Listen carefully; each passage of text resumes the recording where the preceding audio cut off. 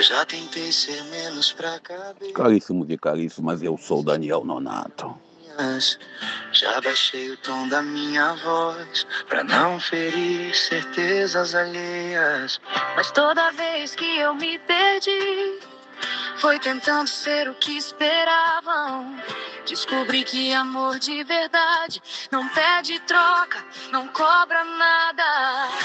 Tem marcas que não são derrota, são prova de que eu sobrevivi. Caríssimos e caríssimas, obrigado pela sua audiência, pela sua presença, pela sua graça. Está conosco todos os dias, pela madrugada, quem está no WhatsApp, quem está no YouTube um pouquinho mais tarde, mas estamos conosco, já é bom demais. Lembrando que eu falei ontem da encíclica, né, do Papa Magnifica Humanitas, ou Magnifica Humanidade. Interessante que eu peguei algumas críticas, né, dizendo que a igreja que teve a Inquisição, que oficializou, que concordou com a escravidão do povo afro e outras atitudes históricas que a igreja teve como instituição, dando contra-testemunho do evangelho, e alguém bota para mim assim, mas você está dizendo que agora o Papa está olhando para a humanidade? Não, sempre olhou.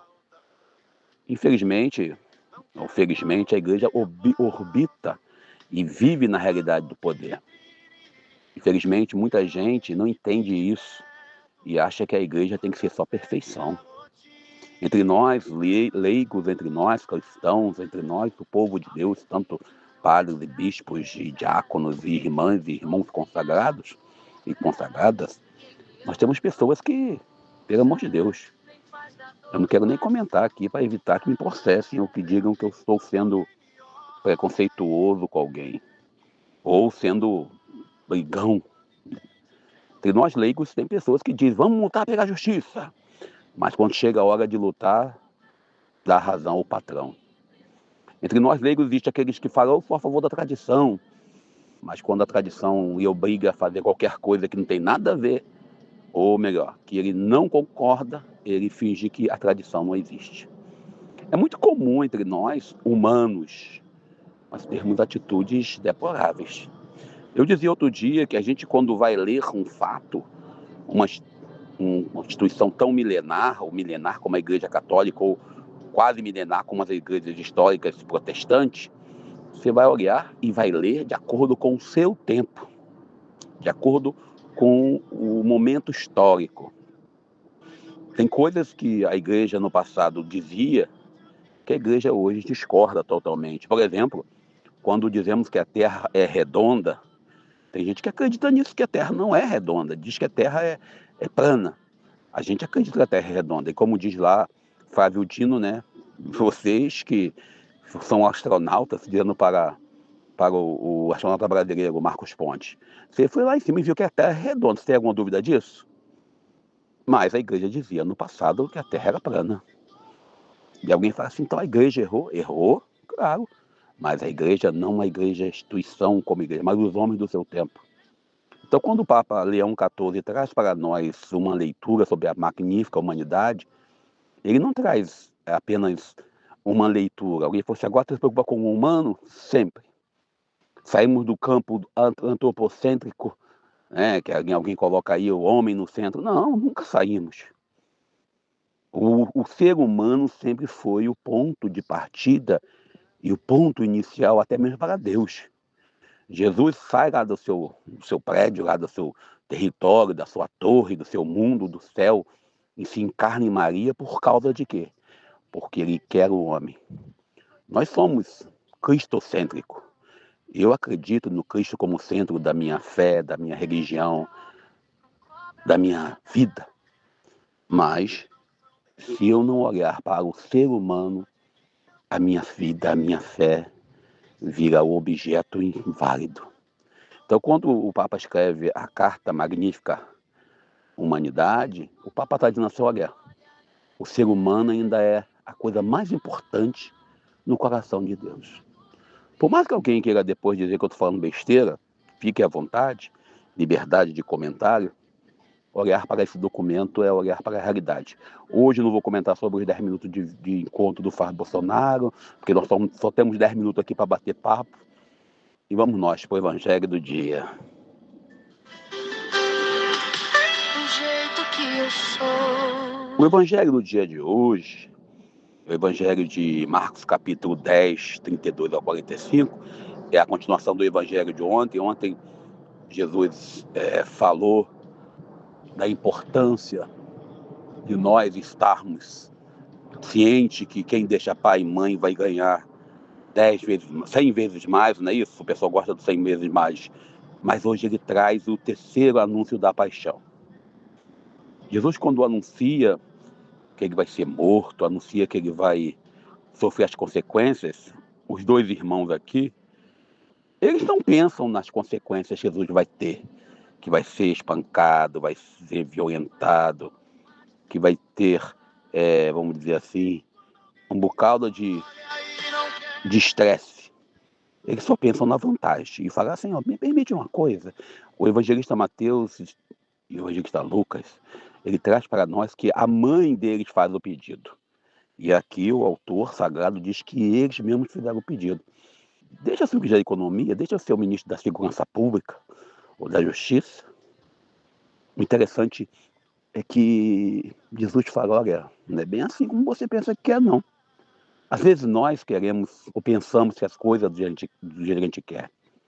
A gente, quando fala da realidade do mundo que nós vivemos, esse mundo que é plural, mas está polarizado, às vezes as coisas acontecem e nós não entendemos. O reino é bem maior do que aquilo que nós pensamos. A mensagem que nós temos, ela é mais importante do que a gente mesmo. Mesmo eu falando que nós, seres humanos, somos objeto de amor de Deus. Deus se faz humano, Jesus desce à terra porque Ele quer nos salvar. O Evangelho de hoje, quando Jesus traz para nós a notícia da sua paixão, para os seus discípulos, seus apóstolos, ele não traz a notícia como, como uma notícia de WhatsApp para viralizar. Ele traz como um fato concreto daquilo que é a realidade. Muitas das vezes queremos a religião do 100 por 1. Não é 6 por 1 não, tá, gente? Eu sou a favor de cara 5 por 2. Até 4 por 3, eu sou sincero. Mas Jesus, ele traz para nós uma realidade que não podemos negar. Ser cristão é ter perseguição. Ser cristão é saber que o evangelho, ele não é capa para poder lhe dar honra, glória, para lhe dar poder. Hoje que acontece muito a Marcha para Jesus na semana passada, né, aqui no Rio de Janeiro, você viu aí os políticos querendo ir lá para tirar uma casquinha. E hoje também muita gente usando esse termo, né, eu sou cristão. Olha, quando eu vejo um político dizendo que é cristão, ou que frequenta a religião, não importa, interessa, por exemplo, Cláudio Castro é católico, carismático. Depois de ser governador, já teve 2 vezes da PF na casa dele. O Bom Dia PF. Ontem, ele teve novamente o Bom Dia PF. E a gente vai encontrar desses candidatos, sobretudo aqueles que dizem Deus, pátria e família, uma atitude tão hipócrita, tão suja, tão vergonhosa, que eu pergunto, Senhor, tu mandou fazer isso? O evangelho de hoje, quando Jesus fala de ser cristão, ele fala da morte. Ele fala da cusparada na cara. E aí os apóstolos não preocupados com isso. Humanamente falando, eles estão preocupados em ter status. Porque Jesus fala, olha, depois disso ainda vou ressuscitar. Senhores, quem somos nós na fila do pão? A pergunta que tem que ser feita hoje, nós seguimos Jesus, que é o caminho, a verdade e a vida, ou estamos procurando um lugar na foto para sair lá no publicação do Instagram, do WhatsApp, do Facebook, sei lá. Eu vou parando por aqui, deixo você perguntando. E aí, você segue o caminho ou apenas posa para a foto? Eu sou Daniel Nonato. Aprendi que não é fraqueza ser quem eu sou sem armadura. Quem me ama não me usa, nem faz da dor uma desculpa. faz. Eu fico quando alguém me olha e não quer me consertar. Quando entende meus limites e não tenta me mudar.